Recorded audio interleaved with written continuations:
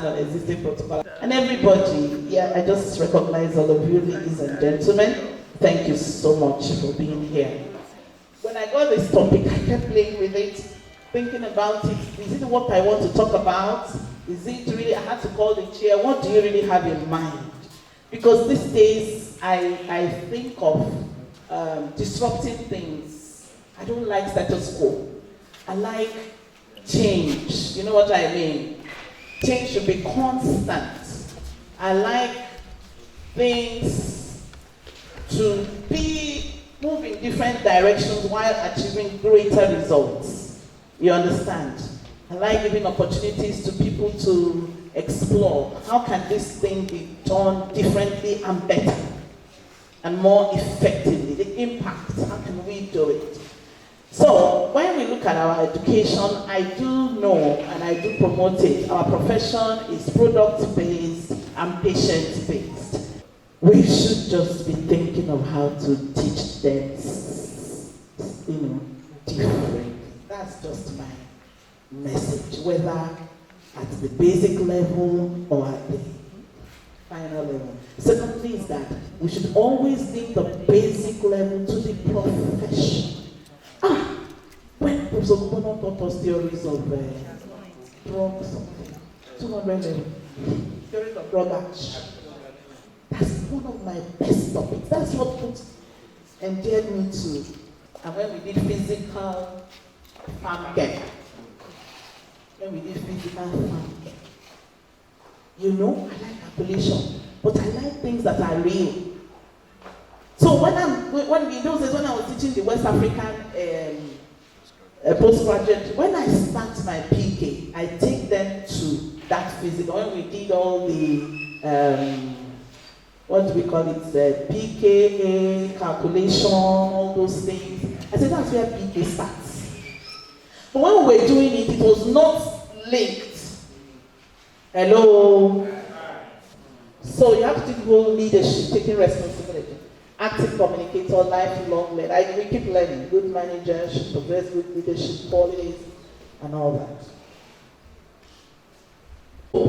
And we do certain areas. So we need to disrupt, like I said. These are some of the areas of disruption. I've mentioned them already. We need to be strong in these areas for us to disrupt anything. From community pharmacy to anything you're doing. Bioinformatics, artificial intelligence, computer-aided machine learning, they're all important in what we're doing. Very, very relevant. So we should find a way of bringing them, or bringing people who know them to teach us, or to carry out research with them, so that we will sustain our what? And reduce certain areas. So we need to disrupt, like I said. These are some of the areas of disruption. I've mentioned them already. We need to be strong in these areas for us to disrupt anything. From community pharmacy to anything you're doing. Bioinformatics, artificial intelligence, computer-aided machine learning, they're all important in what we're doing. Very, very relevant. So we should find a way of bringing them, or bringing people who know them to teach us, or to carry out research with them, so that we will sustain our what? Disruption, the way I look at disruption sometimes is changing darkness to what? So, by the time we're doing these basic courses, introduce active learning, introduce biotechnology to them. Don't just teach what is in the text, if they've all changed. By the time you're doing these ones, at physics, mathematics, at that level, in 100 level, they should introduce what? I was thinking the other day, I went to the physics lab and I said, why were we measuring something? We were measuring one thin wire in physics, right? Ammeter, do you remember? Some of those things. Why were we doing that? Nobody told us, what do I need physics for in pharmacy and all that? Nobody's telling us. And I'm saying, okay, when you hear that building in Ikeja or Ikoyi fell, collapsed, it may be because of the measurement, the tensile strength, you know what I mean, of those things we were measuring. Or the pharmaceutical company, it collapsed. Something, you know what I mean? There's a way you have to link to those things so that people will be interested. We all learned it in primary school when they would tell you, Obi had 10 oranges, Ada took 3, they all things like that. And then I've talked about not-to-made virtual labs. During COVID, I told my lecturers, we all learned online just before COVID, and I told them, say for labs, don't stop yourself. Go to anywhere in the world, you will see labs. Go to Harvard, you will see chemistry lab. You will see where you will be titrating, computer-based titration, and the color will be changing. Hello. I told them, go to the labs in the space. They learned how to use PCR. The students, they learn better even then than now. It will teach you how to use PCR. They are all free there. There is no lab you cannot conduct online. After they graduated, doctors and nurses at that time, they didn't do anything. So let us use their virtual labs, and now you can still use virtual lab today. You can give them virtual lab before they come to the physical lab. They should have done the assignment before they come in. So that way you engage them. Instead of doing WhatsApp, doing Facebook, doing all those, you engage them. And of course, big data. People are now scrambling for data. And we should be part of those contributing to the data and learning it. I see students now, they finish sociology, they go and learn data analytics, and they are getting big jobs. These children are secondary school students, we know about them when they won the Technovation Challenge in 2018. I keep using them every time. They are secondary school, JS3, and they designed, a software for tracking. People are just interested in drugs, fake drugs. And they defeated everyone. They won the gold. They were trained by a young teacher who is a computer scientist graduate. And then these are our students, ex-UI students, Mr. Alongetu.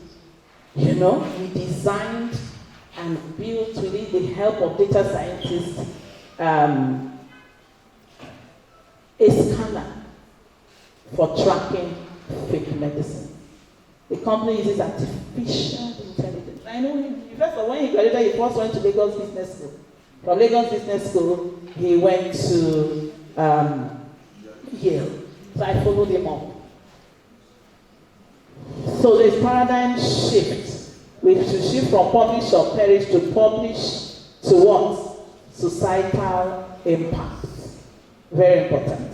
There must be an impact. So we got together during COVID. I said, we need to do something about COVID. Everybody's talking about what to use to treat COVID and so on. I just called a group together, a multidisciplinary group. We used to meet in our church basement, and we began to brainstorm. We had three different areas, but 2 major areas. I also belong to a lot of other groups. And then we began to review. I'm not a pharmacognosis, but I brought people in that area together because this was I was trying to sell that idea, and we began to search antiviral plants in Africa with anti-COVID properties. We used a lot of computer-aided design tools.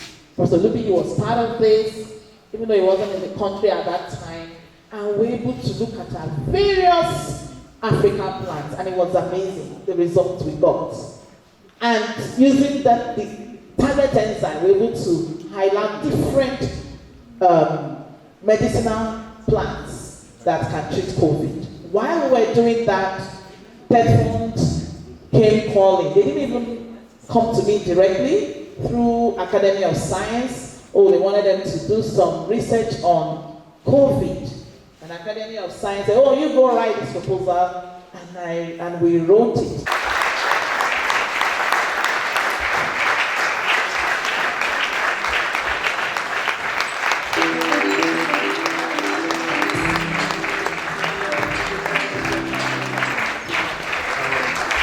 Just before I leave the rostrum here, I want to invite the national chairman of NAPA to quickly make her presentation to her.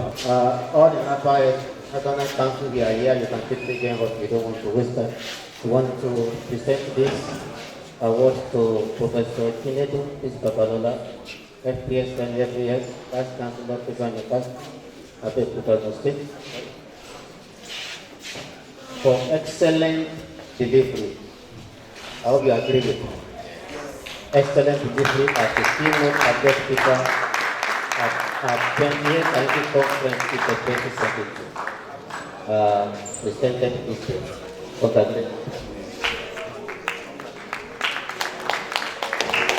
I will also like to quickly present the other award. Please bring the other. We